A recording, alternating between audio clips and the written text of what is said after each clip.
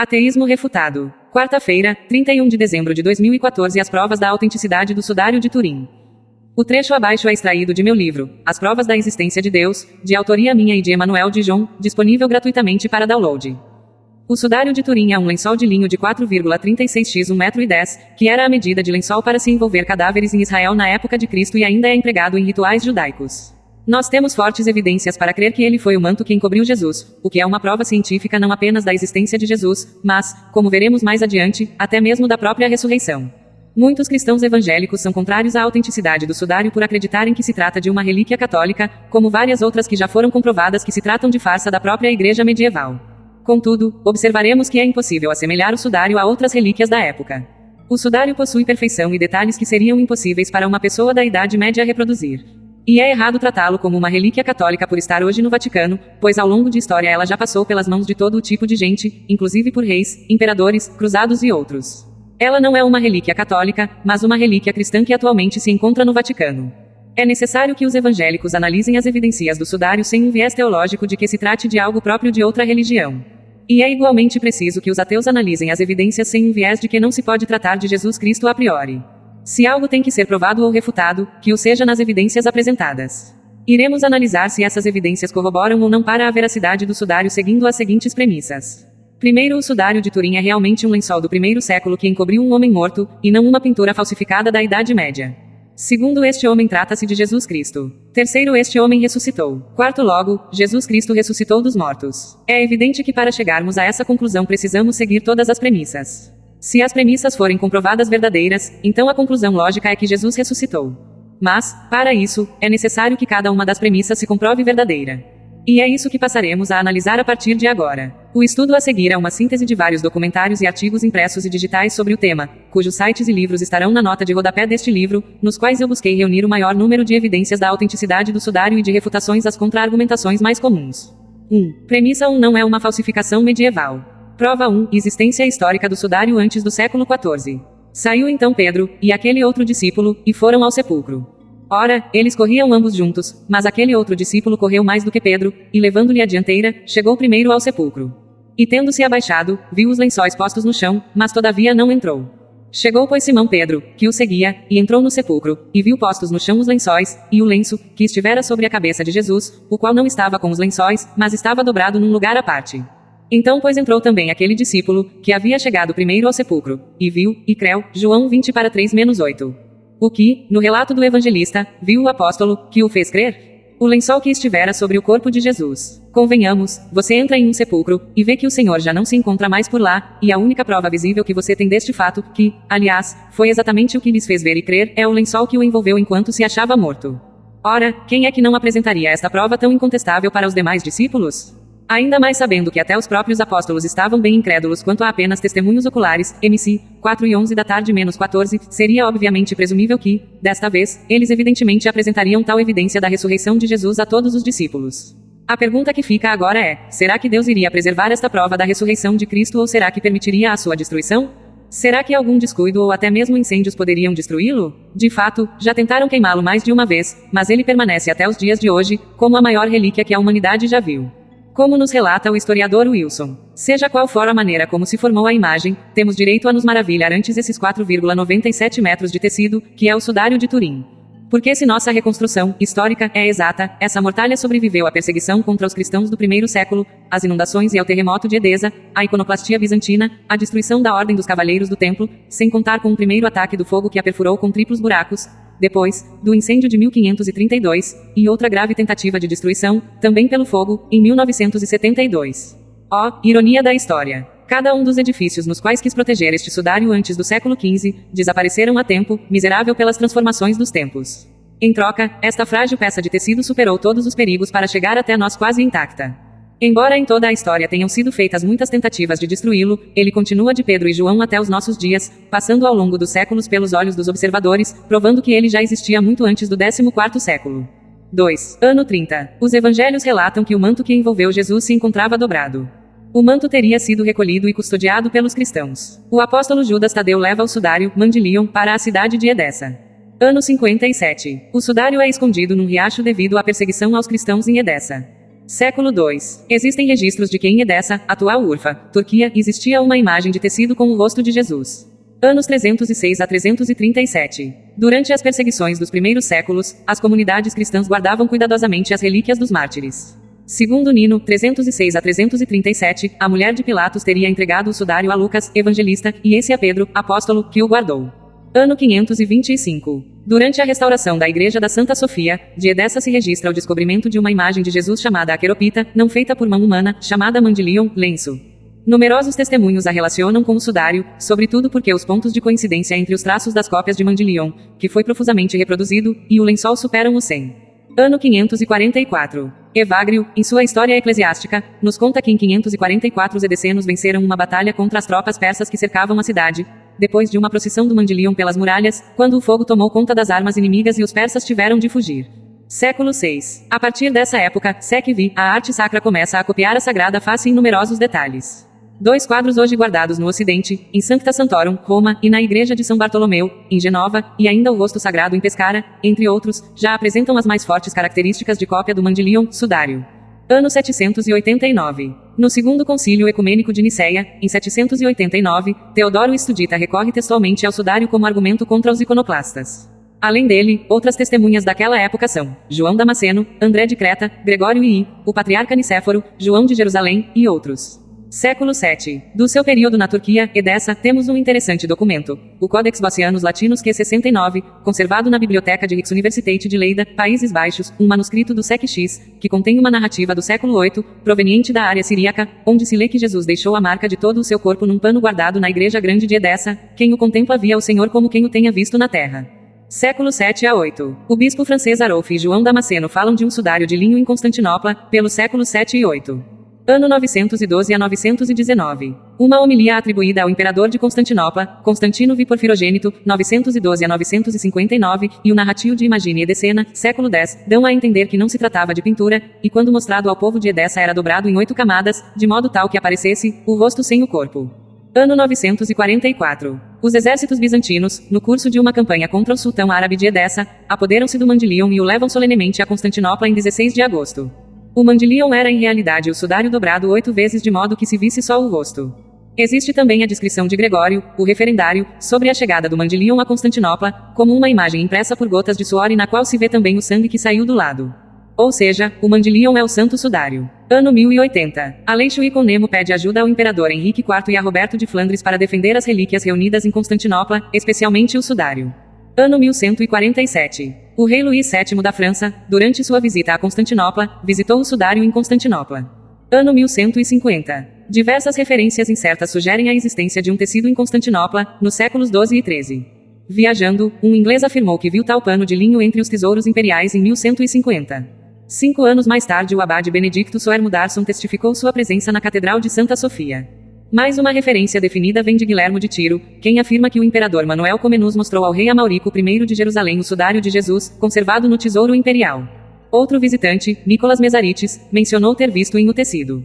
Ano 1171. Manuel I Comneno mostra a Almárico, rei dos latinos de Jerusalém, as relíquias da paixão de Nosso Senhor, entre as quais, o sudário.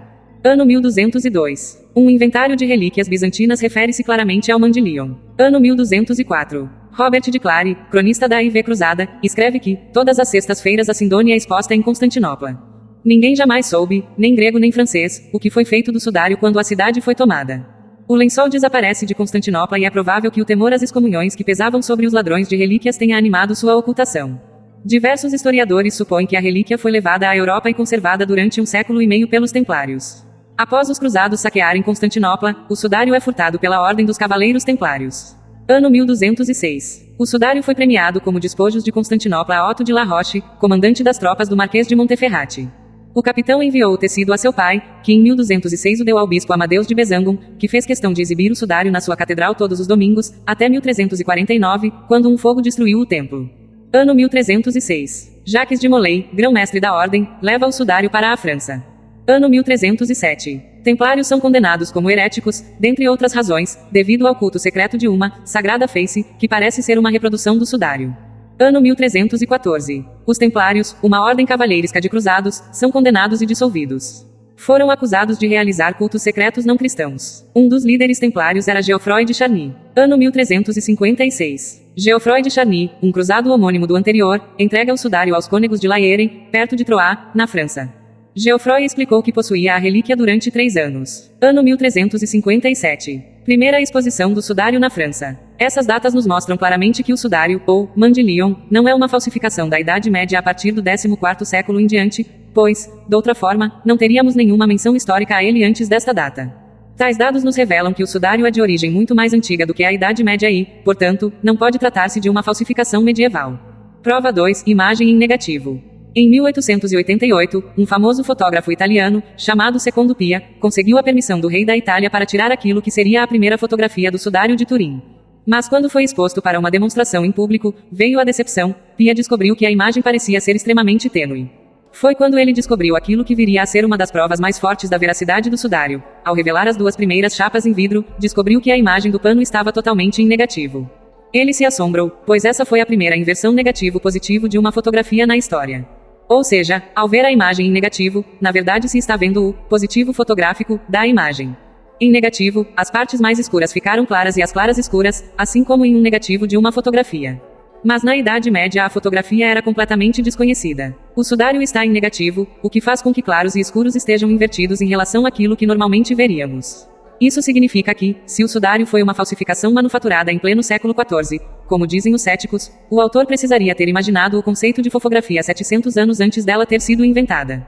Por isso, é simplesmente impossível que o sudário seja uma fraude. Como bem destacou o Dr. Donald Lin, uma falsificação o santo sudário? Isso seria um super milagre. 3. Portanto, não se trata de pintura, e as características identificáveis de um ser humano só podem ser visualizadas a 3 metros de distância, como se fosse o negativo de um filme. A fotografia só foi inventada no século XIX. Prova 3. Fibras extremamente complexas. Kevin Moran, engenheiro óptico da NASA, que analisou cuidadosamente o sudário, acrescenta que a imagem do sudário é feita de fibras extremamente minúsculas, 1/10 do tamanho de um fio de cabelo, e os elementos da figura são distribuídos aleatoriamente, como os pontos de uma foto de jornal ou revista. Para isso, seria necessário um laser atômico incrivelmente preciso, e esta tecnologia era inexistente em pleno século XIV d.C. As manchas do tecido são incrivelmente sutis e complexas. A análise microscópica das fibras mostra que a imagem está contida apenas na camada de carboidratos. Uma fibra estava manchada enquanto outra, bem ao lado, não. No entanto, cada fibra tem 1/10 do diâmetro do cabelo humano, e em alguns momentos a imagem só penetrava a cerca de 50 micrômetros da fibra. Um método para a aplicação de tintura, com tão pouca profundidade assim, é completamente desconhecido. Quanto mais na era medieval. Ora, não existe técnica de pintura, disponível nos séculos XIII e XIV, que permita uma precisão de aplicação de tintas à escala no nanômetro. Isso nos leva à conclusão óbvia de que o sudário de Turim não é uma falsificação medieval. Prova 4. Imagem tridimensional. John Jackson e Eric Hamper, que eram 2 oficiais da Força Aérea dos Estados Unidos, analisaram o sudário e perceberam um detalhe impressionante. A figura ali impressa era tridimensional, de forma que era possível conhecer a distância entre o tecido e as diversas partes do corpo. Para a reconstituição da tridimensionalidade, foi utilizado um aparelho VP8, tomando uma fotografia do sudário e a colocando no aparelho. E eles se espantaram com o fato de que se formou uma imagem tridimensional, que parecia emergir gradativamente do pano como na ressurreição. Em relação ao efeito tridimensional da figura do corpo, só capaz de ser identificado em equipamentos ultramodernos, os céticos de plantão apenas são capazes de dizer que os falsificadores da Idade Média eram homens super astutos e que pensaram em todas as possibilidades para que não fossem pegos em sua fraude. Mas se esquecem de dizer que os falsificadores eram também homens com dons proféticos, pois certamente sabiam que no ano de 1978 haveria uma máquina capaz de identificar a forma tridimensional da figura estampada no linho. O tratamento da imagem do computador produziu uma forma tridimensional proporcionada e sem distorções, o que jamais ocorre em caso de pintura e fotografia. A imagem não poderia ter sido formada por um processo tridimensional que ainda era desconhecido na Idade Média. Ela não exibe qualquer evidência de que tenha sido feita por mãos humanas, e é simplesmente impossível que tenha sido uma pintura. Digno de nota é que os céticos fizeram o mesmo com uma infinidade de imagens de pinturas dos mais diversos gêneros e dos maiores gênios expressionistas, repetindo-os à exaustão para encontrar algum exemplo similar e nular essa prova conclusiva a favor da autenticidade do sudário. O que foi constatado, porém, serviu mais uma vez para refutar suas teorias de conspiração em cima do sudário, pois em nenhum caso o efeito obtido com a imagem do sudário pôde ser repetido. Ao associarmos às partes claras uma distância menor e às partes escuras uma distância maior, é possível ver o relevo de um corpo humano de forma perfeita. Nunca alguma outra imagem apresentou isso. A própria equipe do STURP que analisou o sudário confessou, A definição da imagem por computador e as análises pelo analisador de imagem VP8 revelaram que a imagem tem codificada, em si, informação tridimensional, uma característica sem paralelo em nenhum outro artefato submetido à análise científica até o dia de hoje. Prova 5. Grãos de pólen da Palestina. Em 1973, o sudário foi trazido para um breve exame nos Estados Unidos para ser examinado por um grupo de cientistas europeus. Entre os cientistas que o examinaram estava Max Frey, um criminologista suíço, que foi durante 25 anos diretor do Serviço Científico da Polícia de Zurique, além de botânico, e, por fé, cristão evangélico, um dos mais respeitados especialistas do mundo em análise de pó e pólen. Dr. Frey encontrou no sudário grãos de pólen que vieram da Palestina ou arredores no Oriente Médio. Se o sudário fosse manufaturado na França, no tempo da Idade Média, como dizem os céticos, então é claro que só deveríamos encontrar pó e pólens franceses e italianos no tecido. Como naquela época não havia como averiguar a procedência dos pólens com a tecnologia que somente temos hoje, não seria preciso importar pólens, bastaria usar qualquer lenço daquela época que seria suficiente para enganar os cristãos. Mas o que o Dr. Max Frey encontrou foi um verdadeiro golpe de morte na teoria conspiracionista. Ele encontrou 58 pólens específicos, 7 dos quais eram originários da Europa, e o restante, da Palestina e do sul da Turquia, da localidade de Edessa. Ele identificou esporos de bactérias e plantas que não têm flores, como musgos e fungos, partículas minerais, fibras de plantas, fragmentos de cabelos e grãos do pólen de plantas floridas. E compreendeu que, identificando os polens, identifica as plantas, identificando as plantas, identifica os lugares e as épocas. Sua pesquisa demonstrou que o pólen mais frequente no sudário é o mesmo pólen fóssil abundante nos sedimentos do Lago de Genezaré e do Mar Morto, depositados há 2000 anos. Das 58 espécies de pólen no sudário, temos 38 da Palestina, muitas delas de Jerusalém e arredores, das quais 13 são halófilos exclusivos do Negueb e da região do Mar Morto. 2 exclusivas de Urfa, Edessa. 1 exclusiva de Istambul, Constantinopla. 17 da França e Itália. Isto confirma claramente o roteiro e as datas do sudário, ver prova 1. Alan Aenger, professor da Duke University Medical Center de Durham, nos Estados Unidos, identificou 28 flores que florescem entre março e abril na Palestina, com uma técnica de sobreposição de luz polarizada. Frey encontrou polens de 25 delas. O detalhe interessante é que o Dr. Max Frey iniciou suas investigações no sudário com ceticismo. Ele não é católico e nem cria que o sudário fosse autêntico.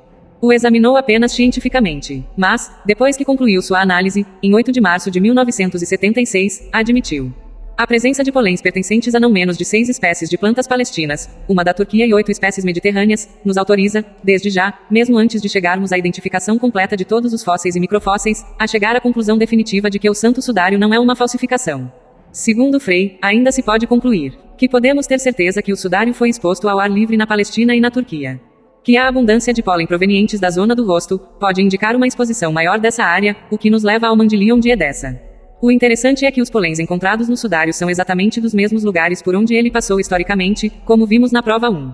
Se o sudário fosse uma falsificação medieval não encontraríamos nada disso. Isso prova efetivamente que o sudário ou Mandilion que atravessou os séculos em todo o curso que vimos anteriormente, desde o século I, é precisamente o mesmo que temos hoje, não é uma fraude da Idade Média. Prova 6. Algodão inexistente na Europa. Gilbert Reis, professor do Instituto Ghent de Tecnologia Têxtil da Bélgica, examinou fios retirados do sudário com um grupo de cientistas italianos em 1973. Ele concluiu que o tecido do sudário é composto de fios de linho com traços de fibra de algodão do tipo Gossypium herbaceum que muito cultivado no século no Oriente Médio não existe na Europa. Havia vestígios de algodão entre as fibras de linho, de onde se conclui que o pano foi tecido num tier também usado para algodão.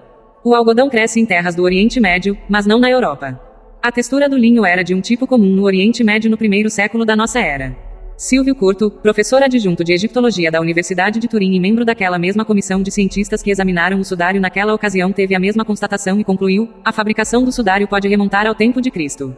Kenneth Stevens, engenheiro relator do STURP, completou: se o sudário fosse uma fraude, o falsificador europeu teria de enfrentar a enorme dificuldade de procurar um tecido fabricado no Oriente Médio, e esse tecido contivesse vestígios microscópicos de algodão na textura, e células de polens provenientes de plantas não europeias. Mechtilde Flurilenberg, especialista suíça em restauro de tecidos, estudou o sudário e afirmou que a trama dele é similar à encontrada em tecidos de 40 a 70 d.C., recuperados em Madasa, que sucumbiu na guerra entre Jerusalém e Roma em 70 d.C. Prova 7. Sangue verdadeiro. Os responsáveis pelos estudos de sangue no sudário são John Heller e Baima Boloni, que comprovaram a presença de hemoglobina, ferro, proteínas, porfirina, albumina e sangue tipo AB, fator RH positivo na trama do linho. Esta comprovação anula a hipótese de que a imagem possa ter sido feita por um artista, pois nem mesmo o mais perfeccionista dos pintores plásticos seria capaz de utilizar pelo menos 5 litros de sangue humano e, a pinceladas, constituir a imagem que é vista no sudário. Além disso, o linho possui diversas camadas, e o estudo do sangue existente nas fibras comprova ter sido este absorvido pelo contato, pois nem todas as camadas estão impregnadas. Isto seria impossível de conseguir se fosse uma fraude. No sudário são muito evidentes algumas zonas com manchas de sangue. Em 1978 foram tiradas amostras dessas zonas, com fitas adesivas, pelo Dr. Pierre-Louis de Baima Boloni e Raymond Rogers, do grupo norte-americano da STURP. Rogers deu algumas dessas fitas a Walter M. C. Cerrone e a equipe formada pelo Dr. John H.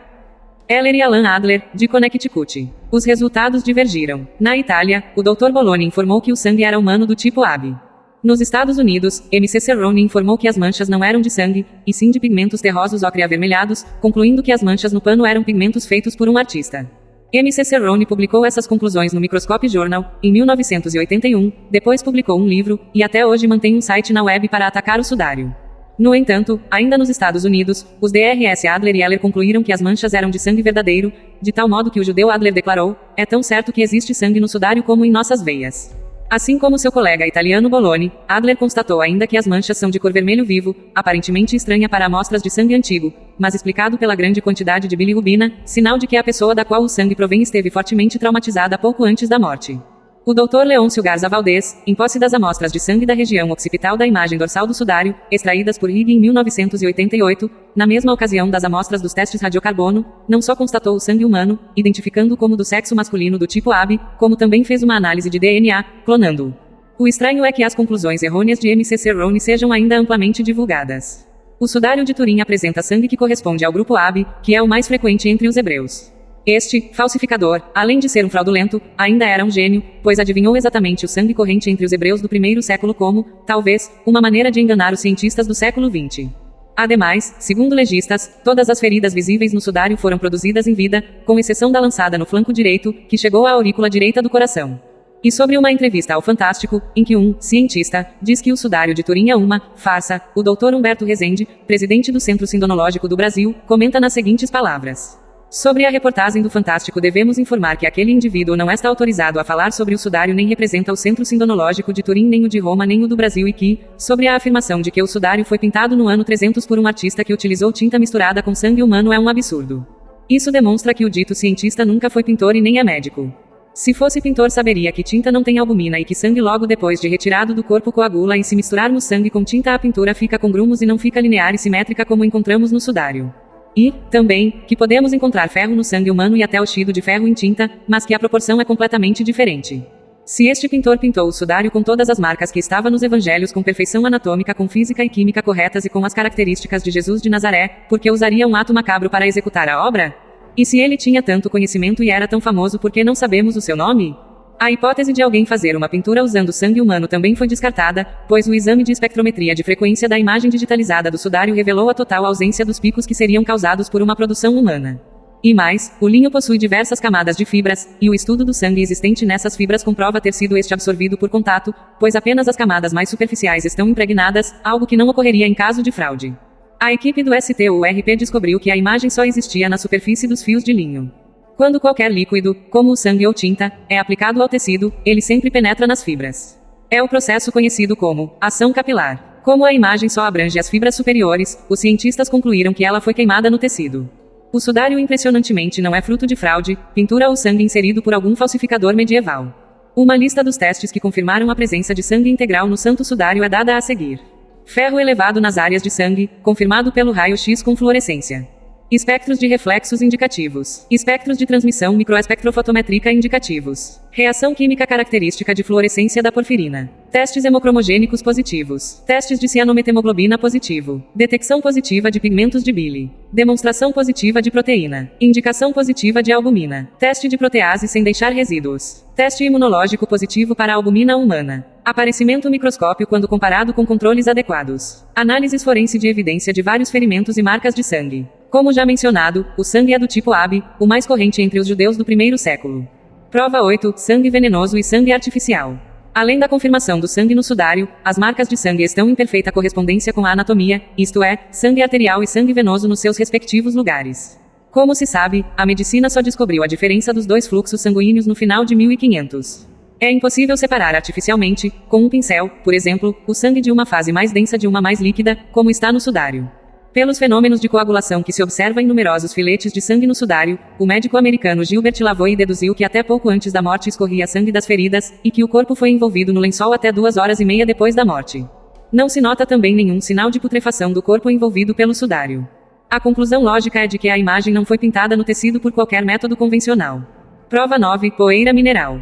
Em 1978, Giovanni Rigg, especialista em aparelhos biológicos, aspirou pó do sudário e constatou que a constituição elementar do material colhido era análoga à que se encontra em tecidos funerários egípcios. Nas fotografias ampliadas tiradas em 1978, notava-se um aspecto sujo na região dos calcanhares. Se deduz que o homem do sudário provavelmente caminhou descalço pela rua. O cristalógrafo da Hercules Aerospace Division, Joseph Colbeck, identificou essas partículas minerais como aragonita com pequenas quantidades de estrôncio e ferro, que é uma composição rara. Confrontou-se com amostras de carbonato de cálcio tiradas de um túmulo de Jerusalém. Além de se descobrir que se trata do mesmo tipo de aragonita, uma análise química feita na Universidade de Chicago, feita por Ricardo Levisetti, detectou que as duas amostras têm as suas características extraordinariamente semelhantes, o que torna altamente provável que a aragonita do sudário seja proveniente de Jerusalém. Prova 10. Moedas. Ao se analisar a figura tridimensional do sudário, se notou um inchaço circular nas regiões oculares. 3 cientistas da NASA, com poderosos amplificadores microscópicos, puderam detectar a presença de 2 pequenas moedas, uma sobre a pálpebra do crucificado e outra mais abaixo. Um costume romano do primeiro século era manter os olhos dos mortos fechados com moedas. Com um estudo aprofundado e o auxílio da mais alta tecnologia, pode-se afirmar serem as moedas dos anos de 26 a 36, cunhadas por Pôncio Pilatos em homenagem à sua mãe. Este fato comprova a história de Cristo e ajuda profundamente a situar o Santo Sudário na época correta. Estudos realizados por Mário Moroni confirmam a existência destas moedas no tempo de Pilatos. As moedas são de Leptos Lituus, que tem impressa a figura de um cajado curvado na parte superior, que Pilatos mandou cunhar no ano 29 depois de Cristo.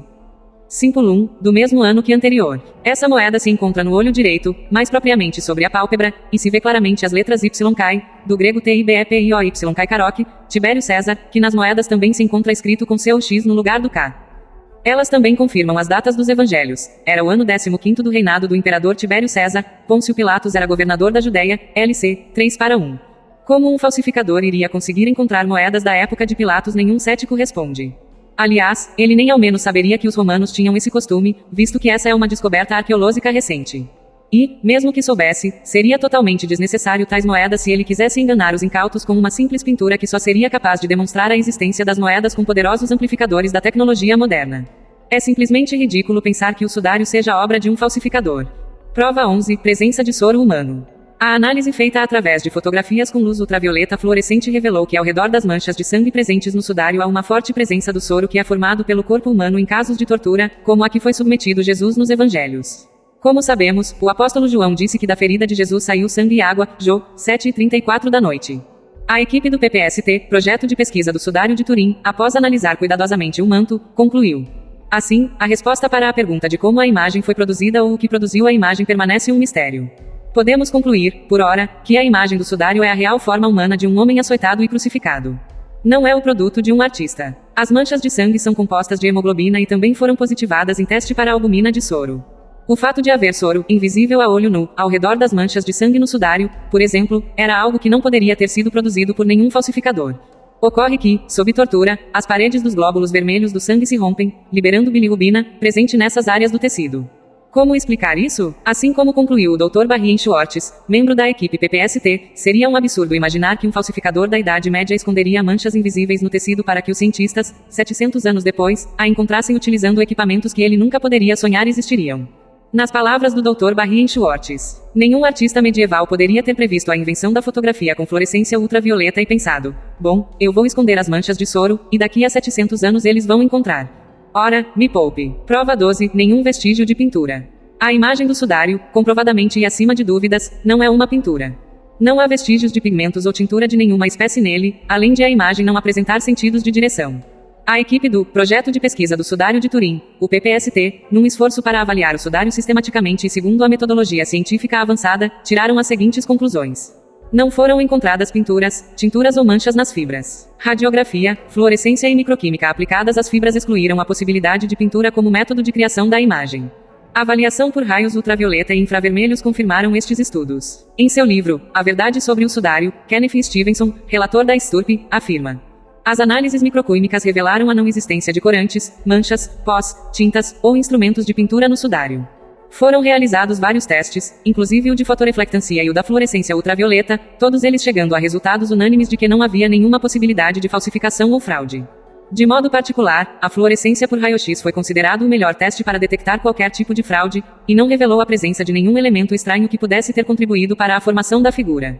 Ademais, uma análise do espectro de frequências da figura digitalizada do sudário não mostra a existência de picos que demonstrariam a ação de um pintor. Outro fator importante é o que concluiu o Dr. Barry Schwartz. Quando se olha de frente para o sudário, tanto a imagem quanto o sangue são vistos claramente, mas, quando os raios de luz vêm por trás do sudário, o sangue fica visível, mas a imagem, não.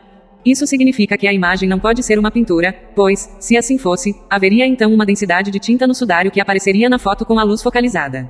Por tudo isso, é ignorância crer que o sudário de Turim é fruto de falsificação medieval. Prova 13. Crucificação pelos pulsos. Na minha particular opinião, essa é a maior prova de que o sudário não é uma falsificação medieval. Na figura do sudário, são bem visíveis os antebraços e as mãos, cruzadas sobre o abdômen, esquerda sobre a direita. No pulso mais visível, o esquerdo, há uma grande mancha de sangue causada por uma ferida grave. Embora a mão direita esteja parcialmente oculta pela outra, o fio de sangue que escorre pelo antebraço indica que também este pulso tem uma ferida semelhante, ferimentos esses que se encaixam perfeitamente com as lesões que seriam provocadas por grandes cravos. Os dedos, bem visíveis, estão alongados. Nota-se que os polegares não aparecem na imagem, o que é particularmente interessante, já que a lesão do nervo mediano, provocada por cravos atravessando os pulsos na altura do espaço de distote obrigaria os polegares a se contraírem e se oporem às palmas das mãos. Aqui vemos duas coisas bem interessantes. A primeira, é que os ferimentos nos pulsos, atribuídos à crucificação, são consistentes com o que se sabe sobre este procedimento de execução. No entanto, em toda a iconografia religiosa da Idade Média, Cristo aparece sempre pregado pelas palmas das mãos, o que era a ideia aceita na altura. Ora, se o sudário fosse uma falsificação medieval, seria esta a disposição das feridas, uma vez que os detalhes corretos da crucificação eram desconhecidos então. Os pregos não foram fixados no meio das mãos, como se pensa, mas numa parte do pulso conhecida pelos anatomistas como espaço de distote. Se o traspassamento tivesse ocorrido no meio das mãos, estas teriam se rasgado com o peso do corpo. No pulso localiza-se o espaço de distote que, atravessado pelo prego e amparado nos ossos que o rodeiam, pode sustentar o peso do corpo e permitir-lhe os movimentos necessários para a frente e para trás. No espaço de distote, a introdução dos pregos assegurava uma fixação firme à cruz. O espaço de distote só foi descrito anatomicamente no século XIX. Como poderia um pintor ou um eventual falsificador saber das consequências que um prego nele cravado provocaria no polegar, de modo a reproduzi-las na mortalha? Na Idade Média ninguém imaginava que os pulsos, e não as mãos dos crucificados, é que eram pregados. O mito que se formou em torno disso, das mãos, na Idade Medieval é tão grande que até hoje a grande maioria do povo comum pensa que Jesus foi crucificado pelas palmas das mãos. O Evangelho, contudo, não diz que Jesus foi crucificado pela palma das mãos. Quando Jesus se dirige a Tomé e lhe diz que olhe as suas mãos, não quer dizer que exclua os punhos, os quais, como se sabe, fazem parte das mãos, carpo. Por outro lado, a palavra hebraica yad, usada na profecia messiânica, trespassaram-lhe as mãos e os pés, SL, 10 e 16 da noite, era usada com grande variedade de aplicações, chegando a designar o antebraço e até mesmo o cotovelo. Na Idade Média, devido a problemas de origem linguística no Evangelho, acreditava-se que Cristo tivesse sido crucificado pelas palmas das mãos. Sabe-se hoje pela anatomia que as pessoas eram crucificadas com o prego passando pelo espaço de distote e quando isso ocorre o polegar encolhe, exatamente conforme está no sudário. Esse conhecimento de anatomia não existia na Idade Média. Tais características são mais evidências em favor da autenticidade, pois um falsificador jamais iria contrariar algum detalhe popularmente aceito como certo. Nas imagens de Jesus, ele era sempre retratado como ferido nas mãos, e não nos pulsos. Em segundo lugar, a possibilidade de uma ferida periósea dolorosa foi grande, bem como a lesão de vasos arteriais tributários da artéria radial ou cubital. O cravo penetrado destruía o nervo sensorial motor, ou comprometia o nervo médio, radial ou o nervo cubital. A afecção de qualquer destes nervos produziu tremendas descargas de dor em ambos os braços. O empalamento de vários ligamentos provocou fortes contrações nas mãos. Na figura do sudário, estes estão dobrados para o interior das mãos. Nas mãos do sudário percebe-se claramente a marca do cravo no pulso, e as duas direções do fluxo de sangue nos braços devidas às diferentes posições do corpo na cruz. Os polegares não aparecem, pois estão encolhidos. Durante muito tempo, uma observação atenta do lençol teria levado à conclusão de que o homem do sudário tinha apenas 4 dedos, não se descobriam sinais do polegar. Foi um cirurgião de Paris, o Dr. Barbet, quem achou a explicação. Um prego introduzido no espaço de distote secciona ou prejudica necessariamente o nervo mediano, o nervo que flexiona os polegares, fazendo-os encolher-se para o interior da mão. Pesquisas recentes, feitas por computador, obtiveram imagens em que se observa que os polegares do homem do sudário estão presentes na figura, mas dobrados bem junto da palma da mão. Essas são evidências incontestáveis em favor da autenticidade do Sudário de Turim, pois um falsificador iria retratar Jesus crucificado pelas mãos, como era bem difundido em sua época, e não nos pulsos tais como a ciência moderna tratou de provar. A não ser que o falsificador tivesse dons proféticos, é inconcebível que retratasse Cristo desta forma e mais inconcebível ainda saber exatamente o que acontece como resultado disso, isto é, as contrações nas mãos. Tais conhecimentos não existiam na Idade Média e nem mesmo o maior gênio medieval seria capaz de navegar em uma máquina do tempo, voltar e retratar a crucificação exatamente como ela realmente ocorreu, contrariando todos os conhecimentos da época medieval, e tudo isso enganar os cientistas do século XXI. Prova 14. Provas lógicas e outras evidências. Primeiro, o homem do sudário foi coroado com uma espécie de chapéu completo feito de espinhos. Todas as imagens da Idade Média retratavam a coroa de espinhos em forma de aro. Se o Sudário de Turim fosse uma falsificação medieval, certamente seria representado conforme o conhecimento daquela época, e não algo que vai na direção oposta. Segundo, as feridas do homem do sudário são perfeitamente condizentes com as que seriam provocadas pelo flagelum romano no primeiro século. Outros detalhes que o sudário revela, que veremos mais adiante, ninguém, nem mesmo o maior de todos os gênios poderia conceber, na Idade Média. Terceiro, além disso, as marcas de pregos estão localizadas nos pulsos e não nas palmas das mãos, como nas imagens clássicas. Quarto, a crueldade mostrada no sudário excede em muito as versões artísticas da Paixão de Cristo. Por que um falsificador mostraria mais do que as pessoas esperavam ver? Por que contrariaria totalmente a visão clássica de sua própria época? Quinto, como resultado da crucificação pelo pulso, acontece o fenômeno da contração nas mãos, algo natural em tais circunstâncias. Tal conhecimento não existia em pleno século XIV, mas foi descoberto com a utilização da ciência moderna. Se o linho fosse uma fraude, isso não ocorreria com o homem do sudário. Sexto, no primeiro século Jesus Cristo era representado em imagens de várias formas. Havia duas predominantes, uma com cabelo curto e sem barba, e outra com cabelos longos e barba. A partir do século VI aconteceu algo que fez com que somente a imagem de Jesus com barba continuasse sendo usada. Isso seria exatamente logo após a descoberta do sudário em Edessa, que influenciou as imagens. Sétimo, dois quadros hoje guardados no Ocidente, em Sancta Santorum, Roma, e na Igreja de São Bartolomeu, em Genova, e ainda o rosto sagrado em Pescara, entre outros, já apresentam as mais fortes características de cópia do sudário. 3 mechas de cabelo na testa, um dos supercílios mais alto que o outro, V, acima do nariz, barba bipartida, cabelo longe da face, face inchada. Uma risca transversal na testa, uma sobrancelha direita erguida, narina esquerda inflamada, uma linha saliente entre o nariz e o lábio superior, uma linha grossa sob o lábio inferior, uma linha transversal na garganta. Tais fatos, que conferem exatamente com o sudário de Turim, nos mostram que ele já existia pelo menos desde o século VI e VII, e, portanto, não é uma fraude criada no século XIV. Oitavo, a imagem não apresenta contornos nítidos nem linhas que seguem direções, como ocorre com todo desenho, pintura ou frontagem. Nono, apesar de o linho ser fino, a imagem é superficial e não aparece do outro lado do pano, ao contrário do que aconteceria com uma pintura, compressão ou frontagem. Décimo, a imagem não apresenta deformações que seriam inevitáveis se o lençol tivesse sido comprimido sobre um cadáver. Nesse caso, devido à tridimensionalidade do corpo, partes como o nariz, por exemplo, produziriam uma impressão bem mais larga que o normal. 11º, a imagem dorsal não é mais intensa nem mais profunda do que a frontal, o que seria de se esperar no caso de uma impressão por contato. Ambas têm características idênticas, como se, no instante da formação da figura, o corpo, deitado, apresentasse peso zero. 12º, o tratamento da imagem por computador produziu uma forma tridimensional proporcionada e sem distorções, o que jamais ocorre em casos de pintura ou fotografia. 13º, conforme divulgaram os cientistas do STURP, a imagem do sudário foi formada através de um tipo de radiação luminosa, com uma dosagem na medida exata para ser registrada de forma tridimensional no tecido, tanto de um lado como do outro, como o negativo de uma foto. Se essa radiação fosse um pouco maior, a imagem seria queimada, impedindo a identificação de qualquer detalhe. Se fosse menor, a imagem não apareceria. O mesmo ocorreria se o tempo de exposição do tecido à radiação variasse em milésimos de segundo. 14º, um falsificador teria antes que saber o que era o negativo de uma fotografia e tantos pormenores circunstanciais que nenhum falsificador precisaria criar para convencer toda a gente da sua autenticidade, de forma alguma, tanto mais quando só recentemente se poderia averiguar tal autenticidade. Nenhum falsário precisaria esconder o soro para ser descoberto 700 anos depois por radiação ultravioleta, bem como não teria a mínima necessidade de criar, de alguma maneira que não se sabe como, a imagem de forma de futuramente aparecesse em efeito tridimensional, e tudo isso para enganar as pessoas da Idade Média que não teriam como averiguar nada disso. 15º, ele também de forma alguma precisaria importar grãos de pólen da Palestina e de Edessa direto para a França, esperando parecer legítima ao povo de sua época, que de forma nenhuma poderia de qualquer maneira descobrir se os grãos eram da França ou da Palestina. As pessoas nem mesmo conseguiriam ver os algodões, quanto mais descobrirem de onde que ele era. Muito menos ele precisaria colocar moedas nas pálpebras para enganar o povo que nem ao menos sonharia em descobrir isso um dia por poderosos amplificadores microscópicos. 16º, no sudário, um sulco de sangue parte do pé direito e do calcanhar esquerdo, demonstrando que um único prego perfurou os dois pés, cruzados um sobre o outro.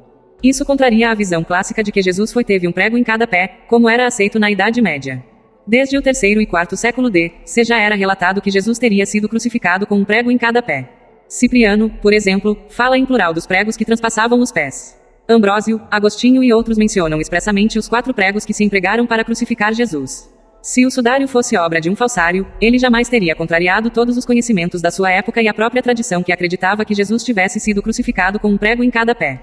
Tal fato nos mostra claramente que o sudário de Turim logicamente não foi uma falsificação medieval. Prova 14. Conclusões do STURP. A equipe americana do STURP, Study of Turing Research Project, após 3 anos e cerca de 100.000 horas de pesquisa, apontou as seguintes conclusões. Havia sangue humano no sudário, as gotículas de tinta ocre seriam resultado de contaminação. A habilidade e equipamentos necessários para gerar uma falsificação daquela natureza seriam incompatíveis com o período da Idade Média, época em que o sudário apareceu e foi guardado. As marcas do sudário são um duplo negativo fotográfico do corpo inteiro de um homem. Existe a imagem de frente e de dorso. A figura do sudário, ao contrário de outras figuras bidimensionais testadas até então, contém dados tridimensionais. Não existe ainda explicação científica de como as imagens do sudário foram feitas. O sudário apresenta marcas compatíveis com a descrição da crucificação nos evangelhos. Tais conclusões tiradas pelo STURP são muito mais favoráveis à legitimidade do sudário do que da falsidade deste. Prova 15. Perfeição do sudário. De acordo com este mesmo grupo que analisou o manto, nenhum método químico ou físico conhecido pode responder pela totalidade da imagem, nem o pode qualquer combinação de circunstâncias físicas, químicas, biológicas ou médicas adequadamente. Isso torna altamente improvável que algum falsificador medieval falsificasse a imagem, seja de que método for. Uma avaliação subsequente das imagens em 1902 d.C. por Yves Delage, professor de anatomia comparativa na Sorbonne, avaliou a imagem do corpo e posição das feridas tão anatomicamente precisas, que seria virtualmente impossível a um artista criá-las. O fato é que ninguém pode reproduzir a imagem do chamado sudário de Turim. A produção daquela imagem seria algo absolutamente impossível para qualquer falsificador ou artista da Idade Média. Recentemente, porém, Louis de Garlaskelly, um professor de química, patrocinado por um grupo de ateus, tentou fazer uma cópia do sudário e a sua criação foi exposta na internet em todos os sites ateístas a fim de caracterizar o sudário como uma fraude. Contudo, mesmo em pleno conhecimento do século XXI, nem assim a sua obra ficou digna de qualquer crédito, passando muito, muito longe do original. Diversos cientistas altamente qualificados desmontaram com um peteleco a burlesca obra. Por exemplo, o presidente do Centro Mexicano de Sindonologia, Adolfo Orozco, especializado no sudário de Turim, qualificou a ação de truque para atacar o sudário e mostrou furos técnicos que desqualificam o experimento. O Dr. Orozco explicou que no sudário, o sangue ficou impresso no pano em primeiro lugar, e só depois ficou gravada a imagem e não o contrário como fez o suposto reprodutor. Além do mais, acrescentou o Dr. Orozco, como foi largamente comprovado pela comunidade científica, a imagem do sudário não se formou por contato. Há partes do tecido que têm imagem e nunca estiveram em contato com o corpo. Entretanto, a primitiva tentativa trabalhou esfregando um pano sobre um corpo. Acresce que as análises médicas, segundo o Dr. Orozco, demonstraram que os coágulos não foram semeados, mas são clínica e patologicamente corretos com detalhes desconhecidos no século XIV. O especialista sublinhou o lado ridículo dos imitadores pretendendo reproduzir as queimaduras do incêndio de 1532 e as marcas deixadas pela água que nada tem a ver com a imagem original. Ainda constata-se que as imagens, agora fabricadas, não têm as propriedades tridimensionais típicas do sudário. Esta ausência desqualifica inteiramente qualquer tentativa de reprodução. Para o Dr. de La Piedra, a recente imitação é melhor que a cópia que fez M.C. Cerrone ou que a horrorosa tentativa de Joe Nickel, ou a de Picknett Prince e sua suposta fotografia medieval de Leonardo da Vinci, ou que a fantasiosa foto experimental do sul-africano Nicholas Allen. Contudo, ainda assim a tentativa de reprodução de Garlaskelly é parecida apenas no aspecto visível, exterior. No mais, em todos os outros aspectos que fazem do sudário uma relíquia incomparável, nem mesmo a ciência chega perto dos detalhes. Para o especialista, uma amostra parecida com a de Garlaskelly não resiste às conclusões multidisciplinares tiradas ao longo de mais de 100 anos por cientistas de todos os credos e especialidades. À luz desta tentativa falha, de La Piedra conclui que podemos afirmar com alto grau de certeza que o sudário de Turim continua sendo um objeto único, irreproduzível e inimitável.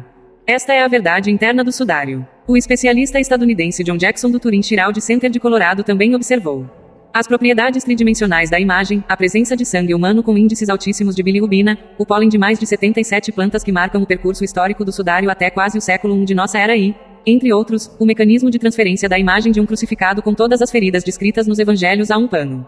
Infelizmente, o nosso pseudo-imitador não chegou nem perto de nada disso. O Dr. Jackson criticou a falta de técnica de Garlaskelly e explicou que o sangue do sudário não é sangue inteiro, mas já separado do soro, proveniente de verdadeiras feridas. Além do mais, o sangue que há neles é próprio de um fluxo post-mortem, e não de sangramentos em vida como é no caso do sudário de Turim. Tal fato é tão impossível para a reprodução de um falsário que nem mesmo o nosso professor Garlaskelly tentou imitar. Jackson observou que do ponto de vista da tridimensionalidade, a imagem agora feita aparece bastante grotesca. As mãos estão incrustadas no corpo e as pernas estão em posição pouco natural. Jackson também observou que, segundo a prática científica séria, os resultados de Garlaskelly deveriam ter sido compulsados por outros cientistas antes da publicação. É o que se chama peer review, ou revisão do trabalho por pares. Porém, Garlaskelly parece ter temido a crítica e fugiu dela. O autor recebeu 2.500 euros da União de Ateus Agnósticos Racionalistas para semelhante serviço. A cifra por si só fala contra a hipótese de um trabalho científico de vulto e muito mais parece uma gorjeta em pago de uma zombaria anticristã. Essa totalmente vergonhosa e deplorável tentativa frustrada de imitar o verdadeiro sudário de Turim serve ainda mais para reforçar o caráter irreproduzível e inimitável da relíquia, que nem mesmo nos dias de hoje é capaz de ser reproduzida, quanto menos em plena era medieval com o limitado conhecimento da época. O especialista peruano Rafael de La Piedra sublinhou que as manobras frustrantes dos italianos reforçam ainda mais a ideia de que a relíquia continua sendo um objeto único, irreproduzível e inimitável, de acordo com a Aciprensa. A própria imagem do sudário está visível em negativo, e pergunta-se por que alguém na Idade Média iria fazer uma reprodução que somente poderia ser avaliada em importância com a invenção da fotografia.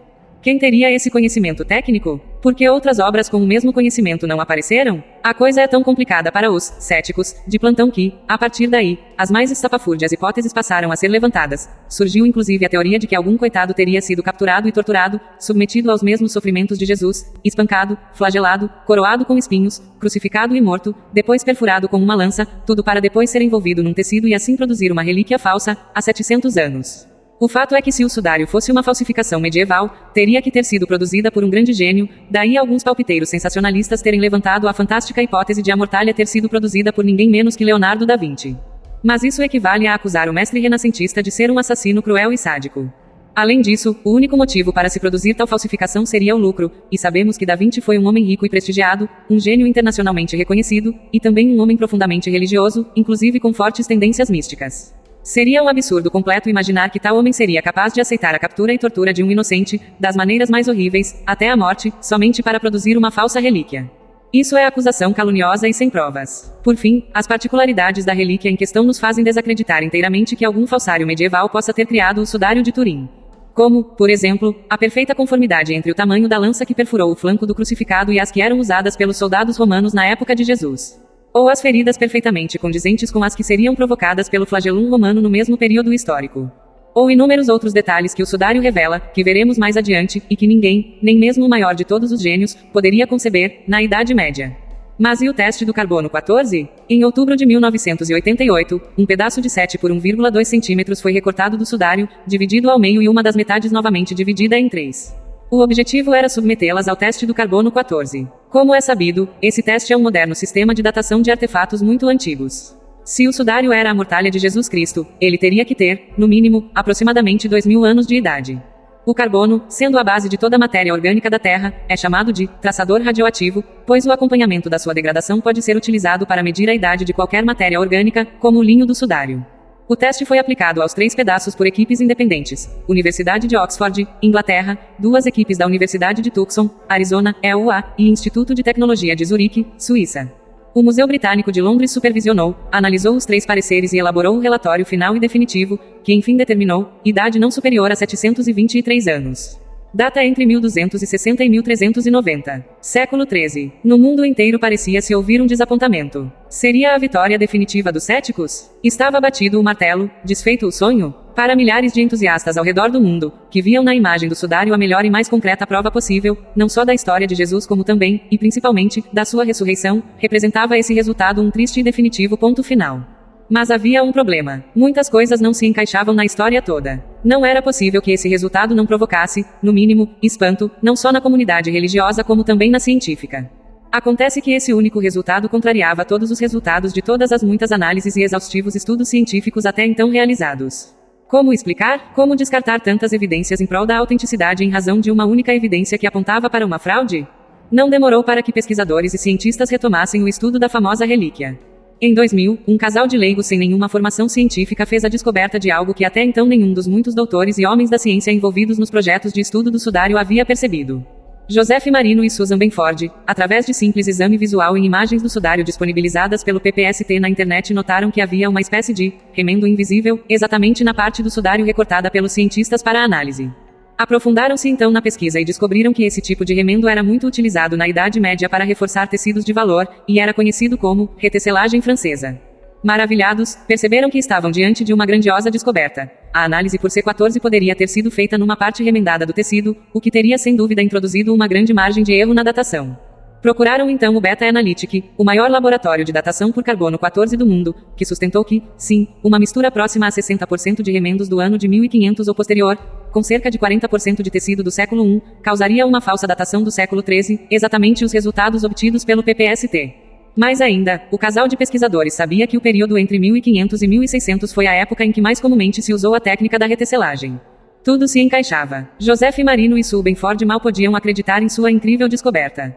Resolveram então procurar ajuda direta dos membros do PPST, mas foram prontamente rechaçados e até ridicularizados por cientistas céticos como o respeitadíssimo paleontólogo Dr. Ray Rogers, citado acima. Como dois leigos sem formação acadêmica poderiam contestar os resultados obtidos por uma equipe científica tão abalizada? Depois de muita insistência, porém, e depois de apresentarem diversas e fortes evidências em favor de sua teoria, conseguiram a preciosa colaboração de um outro membro do PPST, o Dr. Barrien Schwartz em pessoa. O próximo passo foi submeter reproduções ampliadas das fotografias das amostras do sudário que haviam sido datadas pelo C14 à apreciação de diversos especialistas em tecidos antigos, sem revelar que se tratava da trama do tecido do sudário. O resultado foi a opinião unânime de que aquela amostra parecia mesmo ter sido retecida.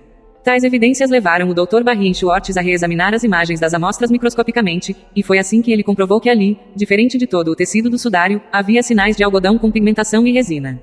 Além disso, as fotografias com ultrafluorescência que ele havia tirado décadas antes mostravam que naquela área específica havia um contraste completamente diferente de todo o restante do material, o que demonstrava uma clara adulteração. Dr. Barrien começava mais uma vez a se empolgar com a incrível e real possibilidade de o sudário ser mesmo a mortalha que envolveu o corpo de Jesus Cristo. Tal fato, independente de questões religiosas, seria a mais inacreditável descoberta arqueológica de todos os tempos. Resolveu então, pessoalmente, pedir ajuda ao seu irascível colega, que ainda tinha em seu poder alguns preciosos fios do material coletado do sudário, ninguém menos que o cético convicto Dr. Raymond Rogers. O Dr. Rogers, conhecido pela truculência e ironia com que costumava receber as contestações aos resultados obtidos pelo C14, mal pode acreditar no que lhe pedia o colega cientista. Segundo o Dr. Barrien, Dr. Rogers assim reagiu ao seu telefonema. Ora, isso é mais uma tolice dos crédulos que não aceitam a simples verdade dos fatos. Eu não acredito que você esteja me perturbando com essa história. Me dê 15 minutos e eu lhe provo que essa história não passa de mais baboseira. Ainda segundo o seu relato, o Dr. Barrien apenas respondeu, fique à vontade, rei. Muito a contragosto, o Dr. Ray Rogers localizou os pequenos fragmentos de fios que tinha guardado da amostra do sudário de Turim, para examiná-los sob o potente microscópico do seu laboratório particular. E o que descobriu o deixou pasmo. Esse breve exame fez com que ele mudasse completamente a sua atitude cética e se tornasse um dos maiores defensores da necessidade de um novo teste de datação. O que o Dr. Rogers viu, sob a poderosa lente de aumento, naquele fio do chamado Santo Sudário, foi a presença inequívoca de microfragmentos de algodão juntamente com vestígios de pigmentação e resinas. Elementos que não existem em nenhuma outra parte do sudário, como visto feito de puro linho. Uma prova incontestável de que, sim, a parte do tecido retirada para datação devia estar contaminada por material não original. Em outras palavras, ele acabava de comprovar por si mesmo que a tese da retecelagem era não só perfeitamente plausível como evidente. Levando-se em conta a hipótese da retecelagem, todas as lacunas encontradas no estudo do sudário passariam a ser perfeitamente preenchidas, como, por exemplo, a margem de erro de praticamente 200 anos entre um resultado e outro. A saber, os resultados da datação foram os seguintes. Universidade do Arizona Teste 1, datou a amostra como sendo do ano de 1238. Universidade de Oxford, datou a amostra como sendo do ano de 1246. Instituto Tecnológico de Zurique, datou a amostra como sendo do ano de 1376. Universidade do Arizona Teste 2, datou a amostra como sendo do ano de 1430. Os resultados obtidos por C14 costumam ser específicos, a margem de erro aceitável é de 30 anos para mais ou para menos, mas, nesse caso em particular, estranhamente, há uma variação de 192 anos. Entre um resultado e outro. Anomalia esta perfeitamente explicada pela tese da retecelagem, pois em diferentes partes da amostra retirada haveria maior ou menor quantidade do tecido de remendo misturado ao tecido original do sudário, pela própria maneira como a técnica é empregada. Tudo que envolve a história do sudário de Turim é envolto por fatos marcantes e emblemáticos, como os estranhos incêndios que ocorrem nos lugares onde ele é guardado. Além do incêndio na Catedral de Chapelle, Chambéry, França, em 4 de dezembro de 1532, no dia 11 de abril de 1997 também a Catedral de Turim, onde a relíquia estava guardada, pegou fogo. O sudário foi salvo espetacularmente por um bombeiro devoto e muito corajoso, fato este que, por si só, está cercado de particulares mistérios. Na ocasião do incêndio, o sudário estava protegido por um fortíssimo vidro à prova de balas e ataques, mas o valente oficial conseguiu quebrá-lo sem dificuldades, salvando o manto do perigo, levando-o nas costas até o exterior do templo. Outro fato marcante é que o Dr. Rogers, que agora havia voltado a acreditar, nessa época lutava contra a morte, acometido por um câncer fatal, e cada novo dia de vida era para ele uma batalha. A essa altura, ele desejava muito vir a conhecer a possibilidade da autenticidade do sudário, antes de morrer. Logo após a sua incrível descoberta de materiais estranhos na amostra coletada para datação, enviou seus fragmentos de fios ao seu colega microscopista Dr. Robert Villarreal, que tinha acesso a equipamentos muito mais avançados para a análise do material. Mas quando o resultado das análises saiu, o Dr. Rogers já havia falecido, vencido pelo câncer. Assim como Moisés, que conduziu o povo hebreu à terra prometida mas não pode entrar nela. Ele nunca soube que as amostras do fiapo demonstraram que ele era constituído, na verdade, por duas fibras de materiais diferentes entrelaçadas, coladas e tingidas para tornar o remendo invisível. Estavam definitivamente derrubados, afinal, os polêmicos resultados da datação de 1988.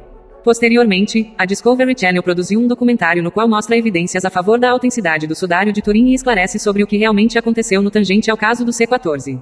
4. Nova datação prova: o sudário é verdadeiro. Uma nova pesquisa realizada na Universidade de Pádua, na Itália, em colaboração com as universidades de Modena e Bolonha, revelou que a data do sudário remonta ao primeiro século depois de Cristo.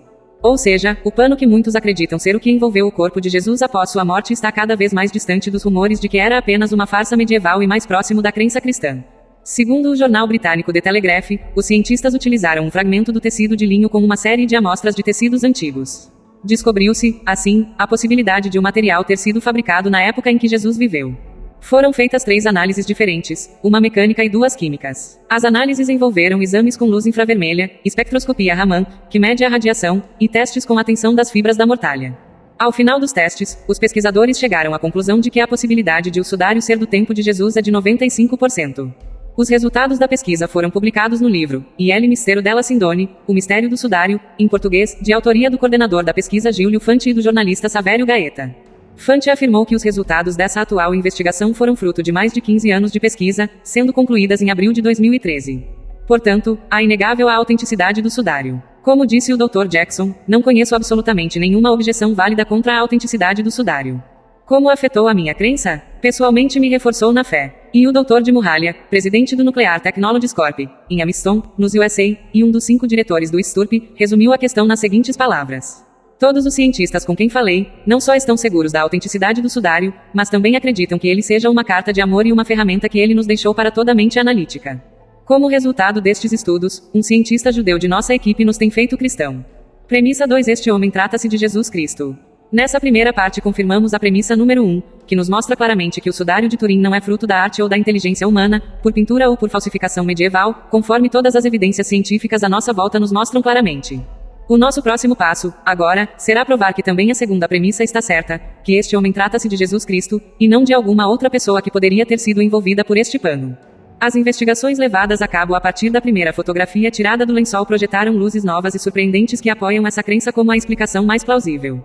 Ora, temos um documento histórico, os testemunhos evangélicos, que nos relatam, com base em fatos observados por testemunhas presenciais, não apenas a crucificação de Cristo, mas o itinerário da sua paixão até a morte e a sepultura. Jesus é o servo sofredor, seviciado, flagelado, crucificado, desfigurado pelas brutalidades a que o submeteram, imolado como cordeiro pascal. Até que ponto o sudário recolhe essas circunstâncias históricas? O Dr. Jaime Espinosa fez um brilhante trabalho sobre isso, que analisaremos a seguir. Um corpo barbaramente flagelado. Mateus, Marcos e João relatam que Pilatos, tentando agradar a multidão, que exigia a crucificação de Cristo, manda os soldados romanos açoitarem Jesus, Jô, 19:1, MT, 27:26, MC, 3:16 da tarde. Os romanos não flagelavam os condenados à crucificação, a não ser moderadamente enquanto estes transportavam a cruz até o lugar de execução. Ora, o sudário revela traços de feridas que mostram ter o homem de Turim sido brutalmente flagelado por todo o corpo, à exceção da cabeça, pés e antebraços. As feridas são numerosas, entre 110 e 120, e tanto pelo tamanho como pela forma são idênticas às produzidas pelo flagrum tachilatum romano, o horrível flagelo, um açoite de correias com pedaços de chumbo ou ossos de arestas cortantes nas pontas. Além das marcas das feridas, os cientistas puderam descobrir dentro delas os vestígios de perfurações na carne. Os golpes eram tão bárbaros que a lei romana proibia castigar com o flagrum os que fossem cidadãos romanos. Tanto pelo número de chicotadas, os judeus estavam proibidos pela lei de ultrapassar os 40 açoites, dt. 25/3, como pelo flagelo empregado, vê-se que a coincidência com os dados do Evangelho, o castigo foi aplicado por soldados romanos. Pelo ângulo das chicotadas, pode-se inferir que eram 2 os algozes, um de cada lado, pois os golpes convergem para 2 pontos focais com uma extraordinária precisão geométrica. Esta comprovação exclui que a flagelação tivesse ocorrido enquanto o condenado transportava a cruz, já que neste caso os golpes teriam sido geometricamente desordenados. Outra coincidência com o Evangelho. Mas a coincidência mais importante com o relato evangélico é a que explica a crueldade excepcional da flagelação que, como vimos, não era usual aplicar previamente a um condenado à crucificação. Relatam os evangelhos que, inicialmente, Pilatos afastou a ideia da crucificação reclamada pelo povo, pois sabia que Jesus era inocente, Jô, 6:38 da tarde. Para contemporizar, manda açoitar Jesus, pensando que desse modo abrandaria o coração dos judeus.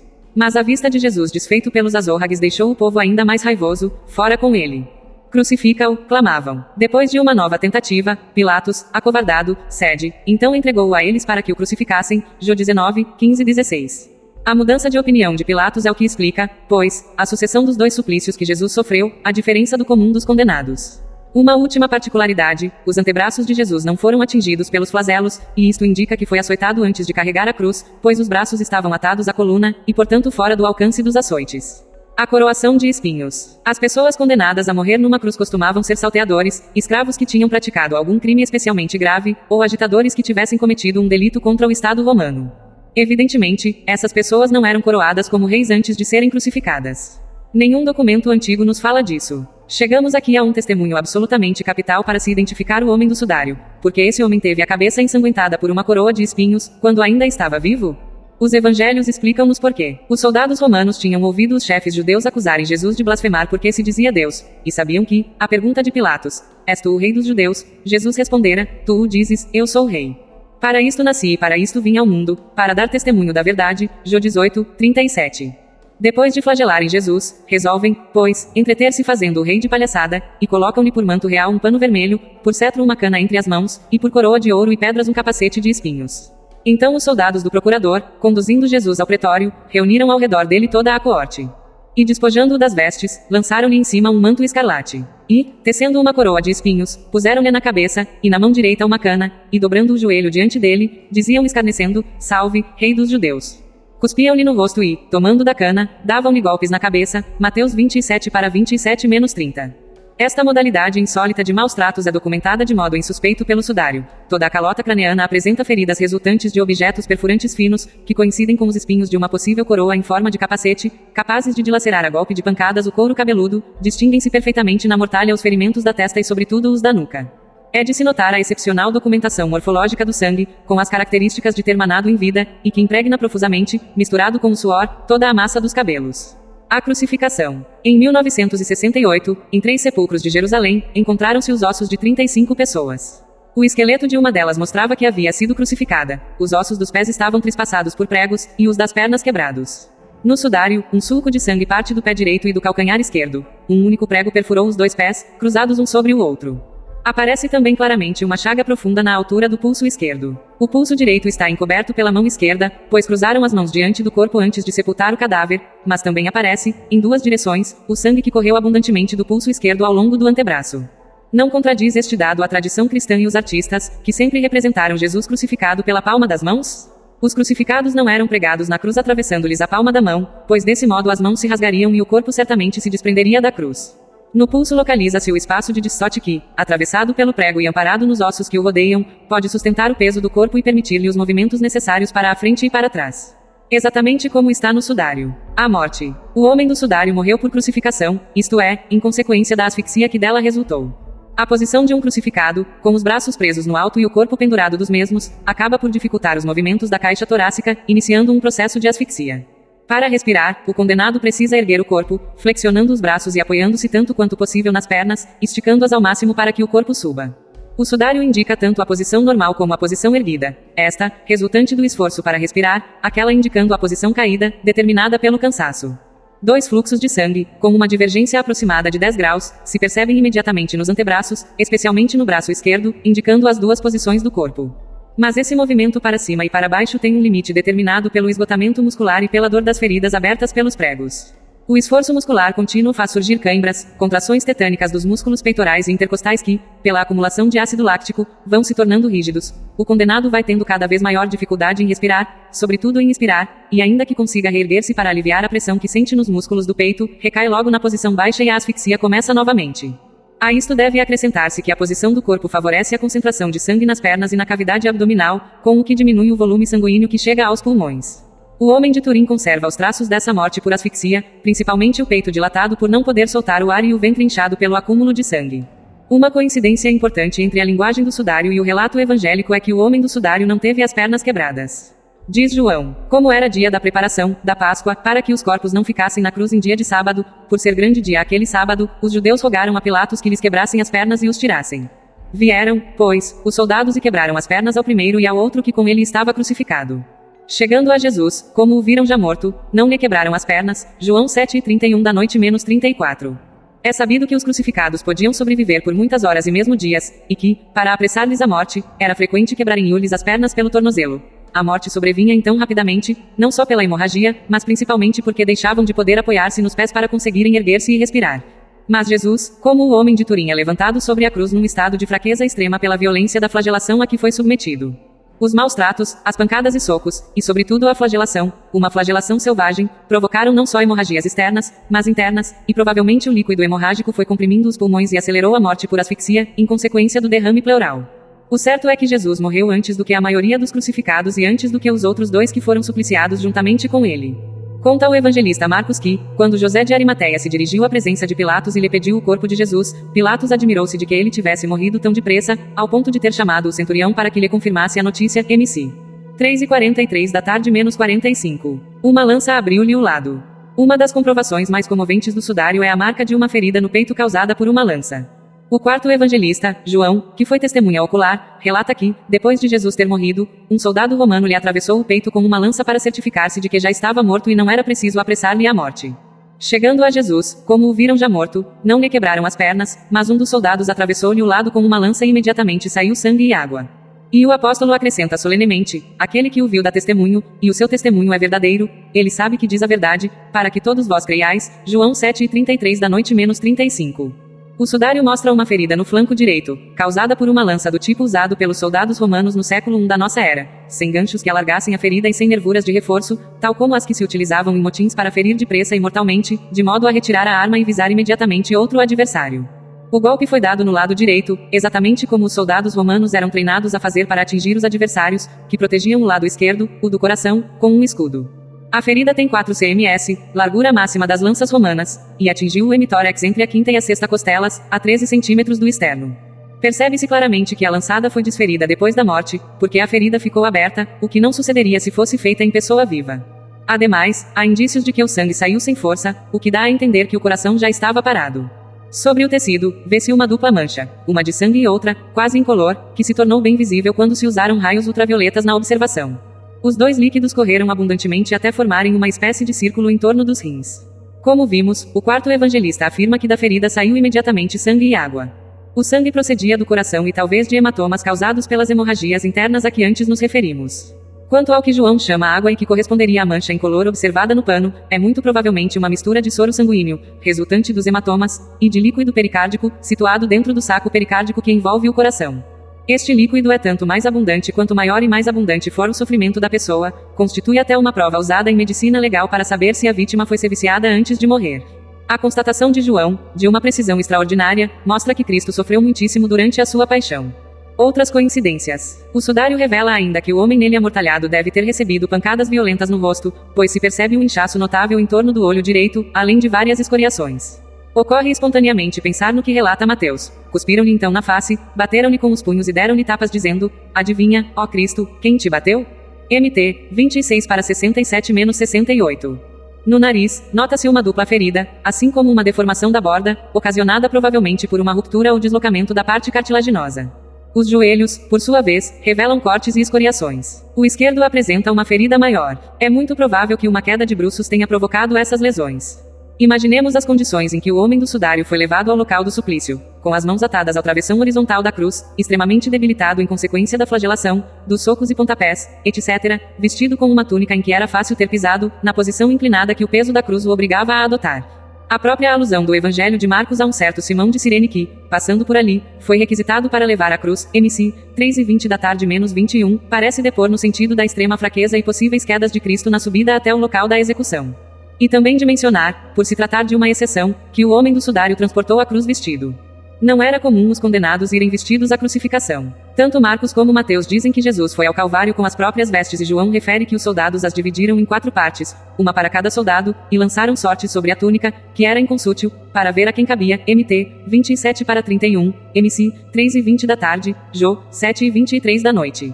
Ora, o sudário revela que as lesões provocadas nos ombros pela flagelação foram relativamente pequenas. Sem dúvida teriam sido maiores se a cruz tivesse sido transportada sobre os ombros nus, sem nada que amortecesse o atrito da madeira. Outra coincidência significativa com o relato evangélico: o sepultamento. Como já vimos, os romanos reservavam a crucificação aos que tivessem cometido um crime grave ou um delito contra o Estado romano. Normalmente, o corpo dos executados não era reclamado por ninguém, sendo jogado na vala comum. Sem lençol. Ora Jesus, crucificado como um escravo, foi condenado por Pilatos sob a acusação de ter conspirado contra o Estado romano. E, no entanto, escapou à vala comum. Seu corpo foi reclamado por um homem influente, José de Arimateia, um discípulo secreto, que o envolveu num lençol novo, limpo, e o enterrou num túmulo que tinha comprado para si, próximo do lugar da crucificação. Estes os dados precisos que nos chegaram através do Evangelho de João. O homem do sudário também foi enterrado num lençol fino que, segundo se calcula, teria custado inúmeras horas de trabalho. E um detalhe que faz pensar efetivamente em José de Arimateia, que sepultou Jesus e era um homem rico. Mas há ainda um outro aspecto que parece quadrar com o que nos dizem os evangelhos: a abundância de vestígios de sangue, a indicar claramente que o corpo não foi lavado antes de ser amortalhado, ao contrário do que era costume entre os judeus. 9:37 da manhã. O corpo de Jesus recebeu sinais claros de respeito e distinção, como ser envolvido num lençol de linho e colocado num sepulcro novo, não em vala comum. No entanto, omitiram algo elementar entre os judeus: lavar o corpo antes de sepultá-lo.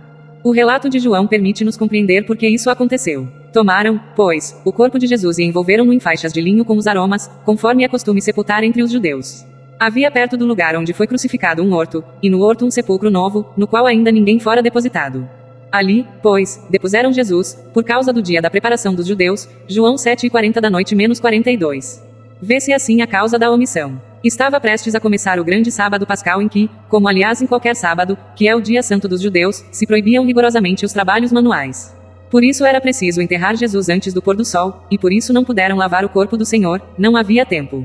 Isto explica também que, no primeiro dia útil, as santas mulheres tivessem ido ao sepulcro, levando os aromas que haviam preparado, a fim de completar o trabalho. Resumo. Vale a pena enumerar sucintamente as coincidências existentes entre o homem do sudário e Jesus de Nazaré. Primeiro, a partir do século VII, passa-se a adotar na arte religiosa um único modelo para representar Jesus, no qual se distinguem pelo menos 15 detalhes que se encontram na figura do sudário. Segundo, a figura estampada no lençol representa um semita com barba e cabelo comprido e entrançado, como se usava na Palestina no tempo de Cristo. Terceiro, a brutal flagelação, insólita em condenados à crucificação, executada com o flagrum romano. Este castigo não era aplicado aos cidadãos romanos. Quarto, a coroação de espinhos, circunstância igualmente insólita. Quinto, o homem do sudário não foi despido até o lugar da execução, o que também não era usual. Sexto, as pernas não foram quebradas, ao contrário do que se fazia nos casos de crucificação, para apressar a morte do condenado. Sétimo, uma lança de forma igual à que usavam os soldados romanos atravessa o lado direito, após a morte. Oitavo, o crucificado não foi enterrado na vala comum, mas sepultado individualmente e com uma peça de linho cara. Nono, foi sepultado cuidadosamente, mas não lhe lavaram o corpo. Décimo, o cadáver abandonou o lençol fúnebre antes de entrar em decomposição. Probabilidades. Diversos especialistas de renome aplicaram a estes dados o cálculo de probabilidades, para saber qual a chance de que o homem do sudário não fosse Jesus Cristo. Para uns, é de 1 para 1 octillion, isto é, de 1 para 10 elevado a 27, a unidade seguida de 27 zeros. Para os mais prudentes, é de 1 para 262 bilhões. Pode-se dizer que a probabilidade é tão insignificante que, na prática, é como se não existisse. Se juntássemos todas as pessoas que já existiriam no mundo até hoje, não chegaríamos nem perto deste número. A conclusão que se impõe é a de que, à vista dos fatos, a explicação mais plausível, a única satisfatória, é que o homem do sudário é Jesus de Nazaré, e que o lençol de Turim é o lençol fúnebre com que José de Arimateia e Nicodemos envolveram o corpo de Cristo. O paralelismo entre o tecido e os testemunhos evangélicos é perfeito. Nada a mais, nada a menos. Yves Delage, professor de anatomia na Sorbonne, membro da Academia Francesa e agnóstico confesso, concluiu já em 1902 que o sudário era o lençol de Jesus. Severamente criticado, teve a seguinte observação: injetou-se desnecessariamente um problema religioso num assunto que, em si, é puramente científico, e o resultado foi que os sentimentos se excitaram e a razão foi posta de parte. Se, em vez de Cristo, se tratasse de outra pessoa, como um Sargão, um Aquiles ou um dos faraós, ninguém teria pensado em fazer a mínima objeção. Premissa 3: este homem ressuscitou. Primeiramente, vale ressaltarmos aquilo que já comprovamos aqui, que o sudário de Turim não é uma falsificação, o sudário de Turim é o lençol que envolveu Jesus Cristo. Tais premissas, porém, só teriam verdadeiras validades a fim de provar a ressurreição em caso que este homem ali descrito no sudário tenha, realmente, ressuscitado dos mortos. Para isso, novamente vamos para as provas lógicas e científicas, a fim de provar que esse homem, Jesus, ressuscitou dos mortos. A ressurreição. O evangelista continua: ao amanhecer do primeiro dia da semana, Maria Madalena encontra o túmulo aberto, corre a avisar os discípulos, e Pedro e João correm em direção ao túmulo. Ambos observam que o lençol se encontra, vazio, manifestamente sem conter o volume de um corpo. Depois, o próprio Cristo aparece a Maria Madalena, que ficara chorando ao pé do sepulcro, e por fim a todos os apóstolos. Será que o sudário de Turim, que lança tanta luz sobre a paixão e morte de Cristo, numa sucessão espantosa de coincidências, terá também algo a dizer-nos sobre a sua ressurreição? É isso o que analisaremos agora. O corpo não se decompôs. O corpo envolvido no sudário achava-se em estado absoluto de enrijecimento causado pela morte, rigor mortis, e os patologistas estão em condições de afirmar que estava sem vida. Ora, o corpo humano, ao cabo de cerca de 30 horas, começa a deixar sobre os panos que o envolvem uma espécie de pequenos cristais resultantes dos fenômenos que ocorrem no cadáver depois desse tempo, especialmente pela decomposição cadavérica. Mas os especialistas que estudaram o sudário não encontraram o menor indício desses cristais entre as fibras do tecido. Isto indica que o lençol fúnebre não esteve muitos dias em contato com o corpo sepultado. O corpo não foi retirado por meios humanos normais. Mas o corpo poderia ter sido retirado da mortalha pelos próprios discípulos, como aliás se tentou propalar na ocasião, MT 28/13. Os cientistas fizeram uma análise minuciosa do lençol e concluíram que por nenhum meio humano normal se teria conseguido separar uma ferida e o pano unido a ela, depois que o sangue secou, sem arrancar pequenas partículas do corpo, sem desfazer a correção anatômica da figura e a integridade estrutural das manchas de sangue e dos coágulos sanguíneos, as manchas ter-se-iam desfeito e espalhado. Todavia, encontram-se intactas. A separação natural deixaria no tecido sinais de fibras de linho que, grudadas à ferida e ao sangue, teriam sido repuxadas ao separar-se o cadáver da mortalha que o envolvera. A observação microscópica não captou nenhum desses indícios. Depois de aumentados 32 vezes, o centro e as bordas das manchas de sangue não revelaram nenhum sinal de repuxamento das fibras. Portanto, se o cadáver não ficou no túmulo muito tempo, e nem pode ter saído de lá por meios humanos naturais, segue-se logicamente que a ressurreição é a única conclusão lógica e satisfatória para como se deu tal fato. O cadáver não foi retirado e nem saiu do lençol por repuxação, mas desapareceu de lá pelo milagre da ressurreição. Isso também confirma o fato bíblico: porque tu não me abandonaras no sepulcro, nem permitirás que o teu santo sofra decomposição, et. 2:27 da manhã. A origem da figura. É sabido que os cientistas não conseguiram desvendar o mistério relativo ao processo técnico que teria originado a formação da figura do sudário. As conclusões científicas apenas nos dizem como é que esta não foi gravada no tecido, não foi pintada, não foi formada por contato direto nem mediante vapores ou qualquer outro processo conhecido no nosso século e muito menos no século XIV. Segundo vimos, a teoria mais plausível de todas é a da chamuscadura ocasionada por calor ou por uma luz intensa. Mas o que teria causado essa chamuscadura? Como é que o corpo de um cadáver pode produzir calor ou luz? Não resta outra hipótese senão a de que, ao ressuscitar, o corpo de Cristo irradiasse esse calor ou essa luz. O sudário aponta para esse fato histórico como a única explicação plausível para a formação da figura impressa no lençol. Como disse o Dr. Thomas F. de Mulhalla, todos nossos achados devem corroborar o Evangelho em cada um de seus detalhes. Se confirmar o estalo de uma radiação, muito bem poderia isso estar relacionado com a ressurreição. Conclusão: Jesus Cristo ressuscitou dos mortos. À luz de todas as evidências lógicas e científicas apresentadas, percebemos claramente que os 3 pontos mencionados são, de todo, plenamente verdadeiros. Primeiro, o sudário de Turim é realmente um lençol do primeiro século que encobriu um homem morto, e não uma pintura falsificada da Idade Média. Segundo, este homem trata-se de Jesus Cristo. Terceiro, este homem ressuscitou. Quarto, logo, Jesus ressuscitou dos mortos. A despeito de todas essas provas, a maioria dos céticos e ateus continuará desacreditando na ressurreição de Cristo, dizendo que é mera questão de fé sem a menor evidência histórica ou científica. Como vimos nestes capítulos, a ressurreição de Jesus é provada tanto histórica como cientificamente, por argumentos lógicos e racionais. O irracional, à vista de tudo o que foi apresentado, é crer no contrário, que alguma outra coisa, que não a ressurreição, aconteceu e que explicaria a fé dos discípulos e a imagem do sudário. Neste caso, não é a fé que é cega, mas a descrença. A fé é corroborada por todas as linhas de evidências, e todas elas apontam para a ressurreição de Cristo. A descrença, contudo, oferece argumentos fracos, superficiais, facilmente refutáveis e não poucas vezes absurdos, para não admitirem e confessarem o óbvio, que Jesus realmente ressuscitou. Pois isso, para eles, é rejeitado a priori. Jesus não pôde ter ressuscitado porque não pôde, e não por alguma boa evidência contrária aos argumentos favoráveis à ressurreição. E negar a possibilidade de ressurreição, além de se chocar com todas as provas favoráveis, é negar também que estamos em um universo teísta, onde Deus existe e os milagres são possíveis. E se esse Deus já fez algum milagre alguma vez, com certeza a ressurreição de Jesus é a mais pautada pelas evidências. E, se Jesus ressuscitou, temos fortes razões para crer que o cristianismo é a religião verdadeira. Afinal, é a única que ensina a ressurreição de Cristo. E, ainda, se Jesus ressuscitou, temos fortes razões para crer naquilo que é dito na Bíblia, pois ela não teria sido fruto da invenção de mentes perturbadas ou enganadoras, mas da revelação de Deus através do nosso Senhor e Salvador Jesus Cristo. A ressurreição de Jesus não é apenas o ponto central do cristianismo, mas é o que dá validade à fé cristã.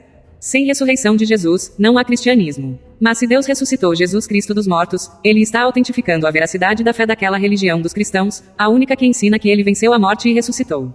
Então, se cremos na ressurreição de Jesus, devemos crer naquilo que a Bíblia diz, pois ela é a verdade.